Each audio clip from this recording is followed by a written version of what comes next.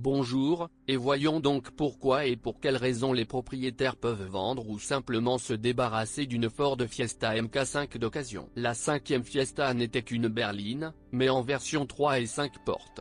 Ici, j'inclurai soit un break, soit une fourgonnette compacte Fusion.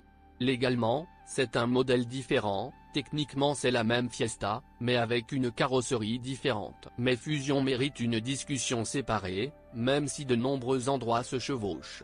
Revenons à la Fiesta MK5. Officiellement, seules des variantes avec moteur à essence ont été fournies à notre pays. 1,3 litres 63 et 70 chevaux. 1,4 litres 80 chevaux. 1,6 litres 100 chevaux. 2.0, 150 chevaux, pour la version ST chargée. La dernière option est vraiment exotique, mais elle en vaut la peine, un châssis pour les connaisseurs, du dynamique pour les gourmets, mais la recherche peut prendre du temps. A. En raison de la rareté, B. En raison de l'état. Les gens ne conduisent pas une Fiesta ST pour du pain, ils conduisent une Fiesta ST pour une attaque contre la montre. Vous devez donc rechercher une telle voiture avec des connaissances et des compétences particulières. Quant aux versions civiles, la version à moteur 1.3 est uniquement destinée à la ville et uniquement à la voie de droite.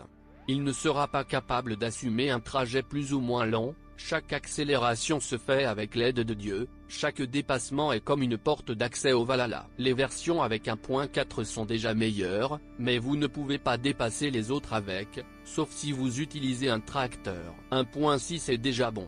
Et pas seulement parce qu'il donne une dynamique décente, mais aussi parce qu'il est combiné avec une boîte automatique à part entière.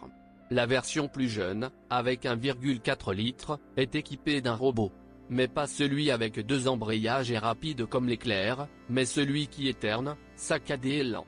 Pendant les pauses entre les quarts de travail, vous pouvez dormir un peu, vous pouvez simplement oublier la brusque accélération dès le début et vous rendre périodiquement au centre de service. C'est dommage, mais sur le marché secondaire, il existe un nombre à peu près égal de versions avec transmission manuelle ou robotisée, 44% et 43% des offres. Une transmission automatique à part entière, bien que lente, à 4 vitesses, représente un peu plus.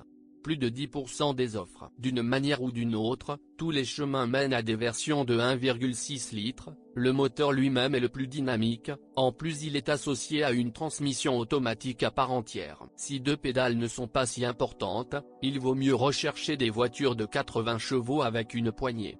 Il y a moins de tracas avec eux à toutes les étapes, de l'accélération à l'entretien. Il est quelque peu naïf de s'attendre à une pureté immaculée d'une voiture âgée de 10 à 15 ans, mais la Fiesta avait des éclats, des éraflures et de la pourriture bien avant cet âge.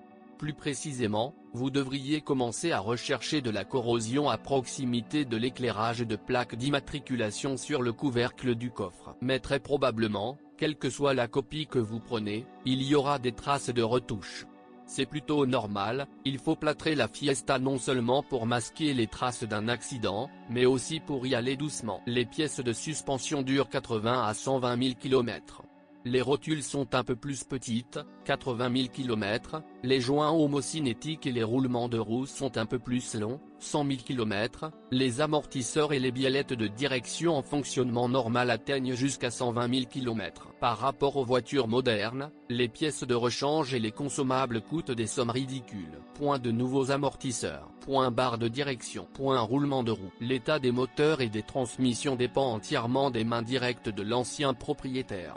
Comme je l'ai soigné, ainsi tout sera. Le moindre problème peut être causé par un moteur atmosphérique de base de 1,3 litres avec entraînement par chaîne de distribution. Du service, remplacement de la chaîne tous les 200 000 km, bougie d'allumage si nécessaire et huile tous les 15 000 km. L'unité de 1,4 litres nécessite plus d'entretien, un entraînement par courroie de distribution, des soupapes sans compensateurs hydrauliques, c'est-à-dire qu'elles nécessitent un réglage manuel.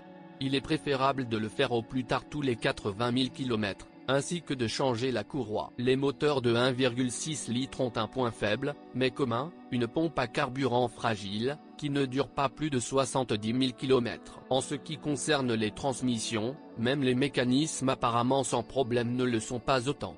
Le point faible est la fuite du joint d'huile de l'arbre d'entrée et du joint d'huile de l'arbre de roue.